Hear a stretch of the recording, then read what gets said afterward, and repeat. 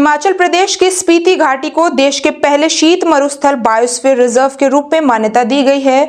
UNESCO के प्रतिष्ठित मानव एवं जीव मंडल प्रोग्राम के तहत ये मान्यता प्रदान की गई है। इसके साथ भारत के अब MAB नेटवर्क में 13 बायोस्फीयर रिजर्व हो गए हैं। स्पीति घाटी कोल्ड डेजर्ट बायोस्फीयर रिजर्व चीन के हांगझोउ में 26 से 28 सितंबर को आयोजित 37वीं अंतर्राष्ट्रीय समन्वय परिषद की बैठक में स्पीति वैली को यह मान्यता प्रदान की गई। हिमाचल सरकार के सतत प्रयास और मुख्यमंत्री ठाकुर सुखविंदर सिंह सुक्खू के नेतृत्व में ये उपलब्धि हासिल हुई है। सरकार ने क्षेत्र के अनूठे इकोसिस्टम, जलवायु, संस्कृति, विरासत के अलावा पीढ़ियों से प्रकृति के साथ सामंजस्य बिठाकर रह रहे स्थानीय समुदायों के संरक्षण की प्रतिबद्धता जताई है।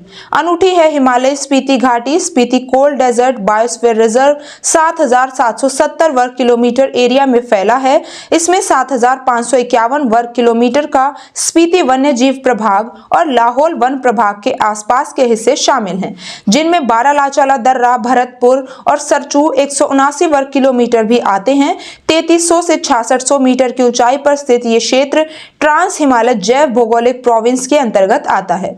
यह रिजर्व तीनों क्षेत्रों में बटा हुआ है। 2665 वर्ग किलोमीटर का कोर जोन, 2977 वर्ग किलोमीटर का बफर जोन और ट्रांजिशन जोन। इसमें पिन वैली उद्यान, किब्बर वन्य जीव अभयारण्य, चंद्रताल आर्द्र भूमि और सरचू मैदान भी आते हैं। ये अपनी अलग जलवायु, उबड़ खाबड़ जमीन और नाजुक मिट्टी के कारण एक अनूठा ठंडा रेगिस्तान जैसा लगता है। यहाँ से 655 जड़ी बूटियां, 41 झाड़ियां, 17 वृक्षों की प्रजातियां पाई जाती हैं, जिनमें 14 सिर्फ यही मिलते हैं।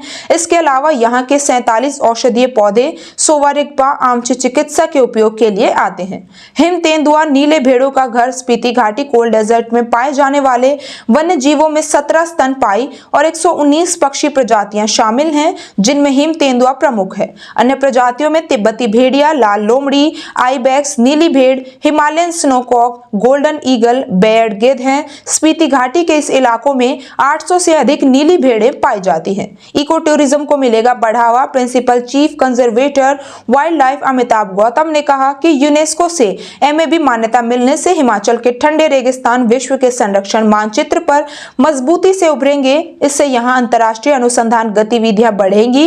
इको टूरिज्म को बढ़ावा मिलने से स्थानीय लोगों की आजीविका बढ़ेगी। इसके अलावा नाजुक हिमालय इकोसिस्टम में जलवायु परिवर्तन के प्रति भारत की सकारात्मक कोशिशों को बल मिलेगा।